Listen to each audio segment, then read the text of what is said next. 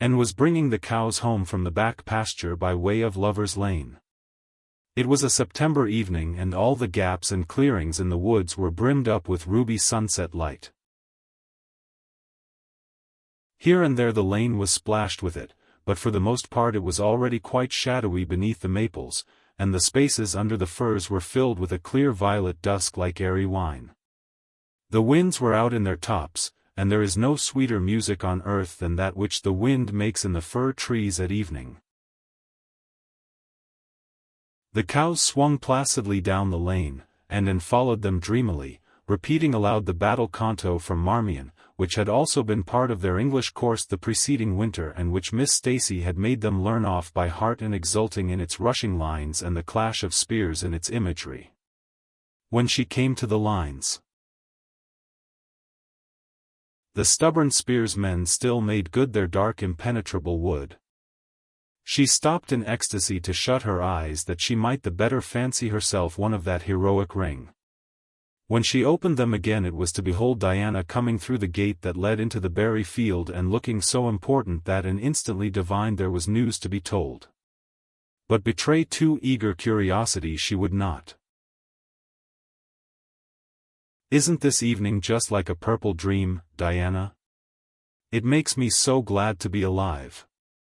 In the mornings I always think the mornings are best, but when evening comes I think it's lovelier still." "It's a very fine evening," said Diana, "but oh, I have such news, Anne." "Guess." "You can have 3 guesses." "Charlotte Gillis is going to be married in the church after all, and Mrs. Allen wants us to decorate it," cried Anne. "No. Charlotte's beau won't agree to that, because nobody ever has been married in the church yet, and he thinks it would seem too much like a funeral. It's too mean, because it would be such fun." "Guess again." "Jane's mother is going to let her have a birthday party?" Diana shook her head, her black eyes dancing with merriment. "I can't think what it can be," said Anne in despair, "unless it's that moody Spurgeon Macpherson saw you home from prayer meeting last night." "Did he?" "I should think not," exclaimed Diana indignantly. "I wouldn't be likely to boast of it if he did, the horrid creature. I knew you couldn't guess it. Mother had a letter from Aunt Josephine today, and Aunt Josephine wants you and me to go to town next Tuesday and stop with her for the exhibition. There." "Oh, Diana," whispered Anne, finding it necessary to lean up against a maple tree for support, "do you really mean it? But I'm afraid Marilla won't let me go. She will say that she can't encourage gaddying about. That was what she said last week when Jane invited me to go with them in their double-seated buggy to the American concert at the White Sands Hotel. I wanted to go, but Marilla said I'd be better at home learning my lessons, and so would Jane. I was bitterly disappointed, Diana. I felt so heartbroken that I wouldn't say my prayers when I went to bed. But I repented of that and got up in the middle of the night and said them." "I'll tell you," said Diana, "we'll get Mother to ask Marilla. She'll be more likely to let you go then, and if she does we'll have the time of our lives, Anne.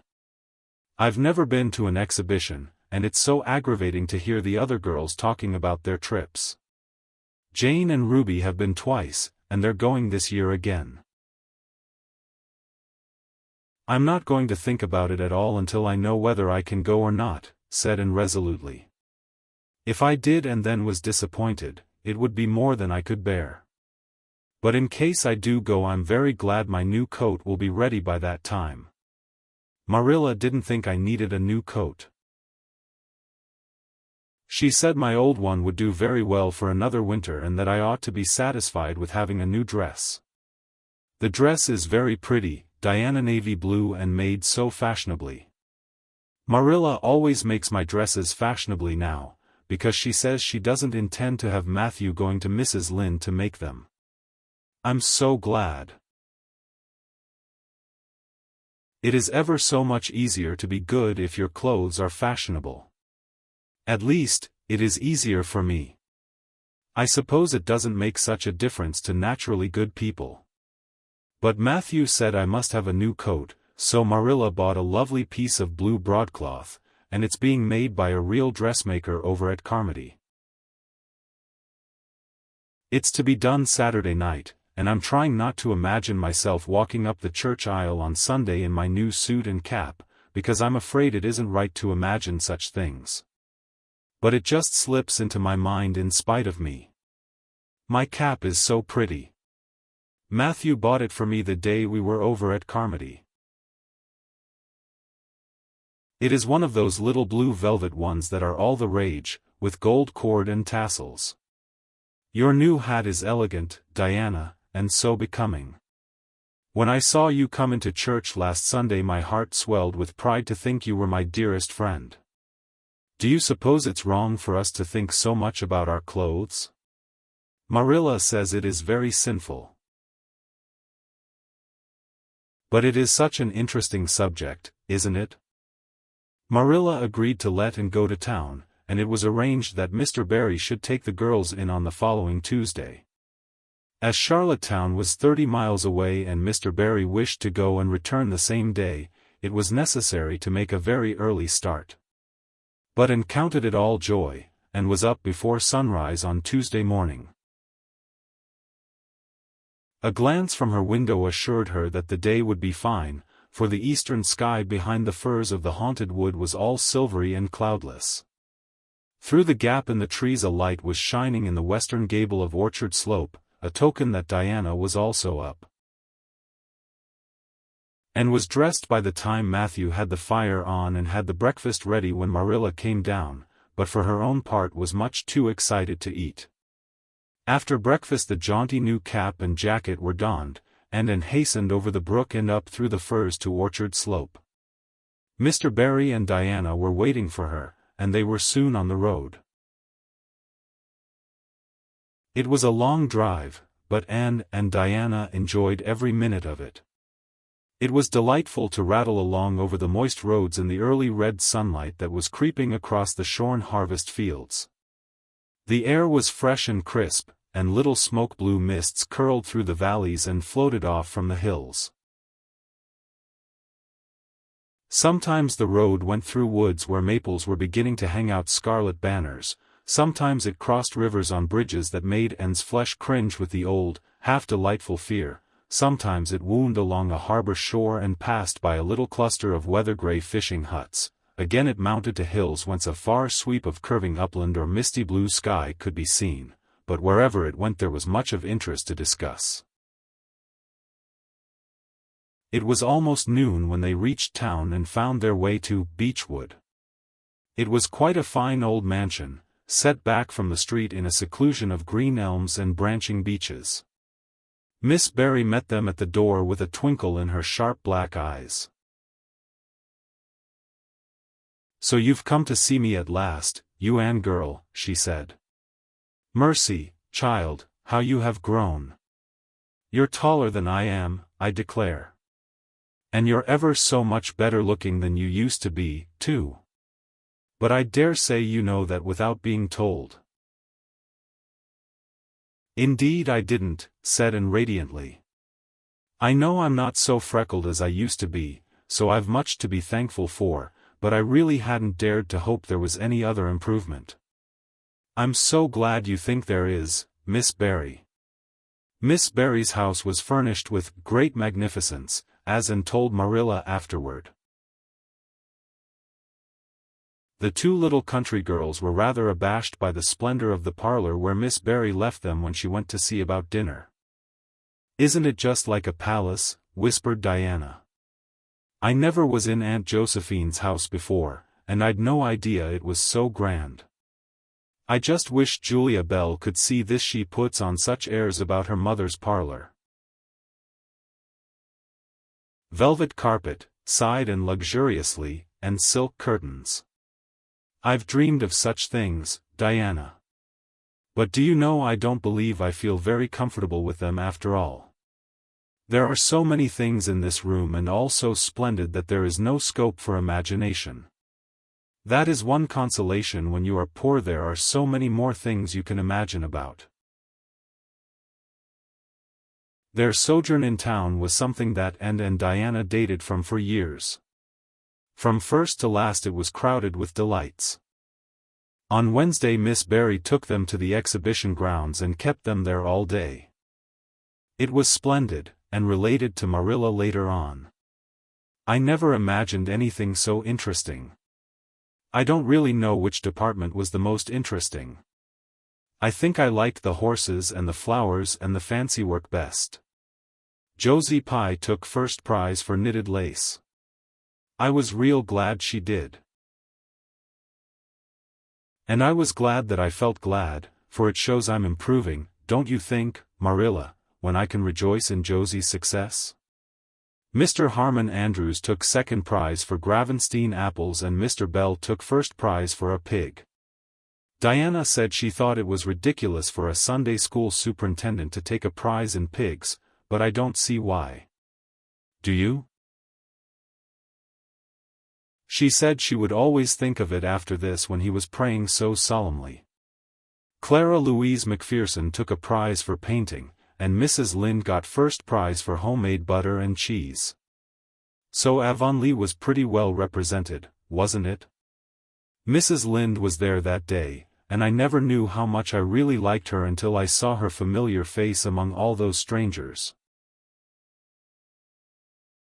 There were thousands of people there, Marilla. It made me feel dreadfully insignificant. And Miss Barry took us up to the grandstand to see the horse races. Mrs. Lynde wouldn't go. She said horse racing was an abomination and, she being a church member, thought it her bounden duty to set a good example by staying away. But there were so many there I don't believe Mrs. Lynde's absence would ever be noticed. I don't think, though, that I ought to go very often to horse races, because they are awfully fascinating. Diana got so excited that she offered to bet me 10 cents that the red horse would win. I didn't believe he would, but I refused to bet, because I wanted to tell Mrs. Allen all about everything, and I felt sure it wouldn't do to tell her that. It's always wrong to do anything you can't tell the minister's wife. It's as good as an extra conscience to have a minister's wife for your friend. And I was very glad I didn't bet, because the red horse did win, and I would have lost 10 cents. So you see that virtue was its own reward. We saw a man go up in a balloon. I'd love to go up in a balloon, Marilla, it would be simply thrilling, and we saw a man selling fortunes. You paid him 10 cents and a little bird picked out your fortune for you. Miss Barry gave Diana and me 10 cents each to have our fortunes told. Mine was that I would marry a dark-complected man who was very wealthy, and I would go across water to live. I looked carefully at all the dark men I saw after that, but I didn't care much for any of them, and anyhow I suppose it's too early to be looking out for him yet. Oh, it was a never-to-be-forgotten day, Marilla. I was so tired I couldn't sleep at night. Miss Barry put us in the spare room, according to promise. It was an elegant room, Marilla, but somehow sleeping in a spare room isn't what I used to think it was. That's the worst of growing up, and I'm beginning to realize it. The things you wanted so much when you were a child don't seem half so wonderful to you when you get them. Thursday the girls had a drive in the park, and in the evening Miss Barry took them to a concert in the Academy of Music, where a noted prima donna was to sing. To end the evening was a glittering vision of delight. Oh, Marilla, it was beyond description. I was so excited I couldn't even talk, so you may know what it was like. I just sat in enraptured silence. Madame Solitsky was perfectly beautiful, and wore white satin and diamonds. But when she began to sing I never thought about anything else. Oh, I can't tell you how I felt. But it seemed to me that it could never be hard to be good any more. I felt like I do when I look up to the stars. Tears came into my eyes, but, oh, they were such happy tears. I was so sorry when it was all over, and I told Miss Barry I didn't see how I was ever to return to common life again. She said she thought if we went over to the restaurant across the street and had an ice cream it might help me. That sounded so prosaic, but to my surprise I found it true. The ice cream was delicious, Marilla, and it was so lovely and dissipated to be sitting there eating it at 11 o'clock at night. Diana said she believed she was born for city life. Miss Barry asked me what my opinion was, but I said I would have to think it over very seriously before I could tell her what I really thought. So I thought it over after I went to bed. That is the best time to think things out. And I came to the conclusion, Marilla, that I wasn't born for city life and that I was glad of it. It's nice to be eating ice cream at brilliant restaurants at 11 o'clock at night once in a while, but as a regular thing I'd rather be in the East Gable at 11, sound asleep, but kind of knowing even in my sleep that the stars were shining outside and that the wind was blowing in the firs across the brook. I told Miss Barry so at breakfast the next morning and she laughed. Miss Barry generally laughed at anything I said, even when I said the most solemn things. I don't think I liked it, Marilla, because I wasn't trying to be funny. But she is a most hospitable lady and treated us royally. Friday brought going home time, and Mr. Barry drove in for the girls. "Well, I hope you've enjoyed yourselves," said Miss Barry, as she bade them goodbye. "Indeed we have," said Diana. "And you, Anne girl?" "I've enjoyed every minute of the time," said Anne, throwing her arms impulsively about the old woman's neck and kissing her wrinkled cheek. Diana would never have dared to do such a thing and felt rather aghast at Anne's freedom. But Miss Barry was pleased, and she stood on her veranda and watched the buggy out of sight. Then she went back into her big house with a sigh. It seemed very lonely, lacking those fresh young lives. Miss Barry was a rather selfish old lady, if the truth must be told, and had never cared much for anybody but herself. She valued people only as they were of service to her or amused her. And had amused her, and consequently stood high in the old lady's good graces.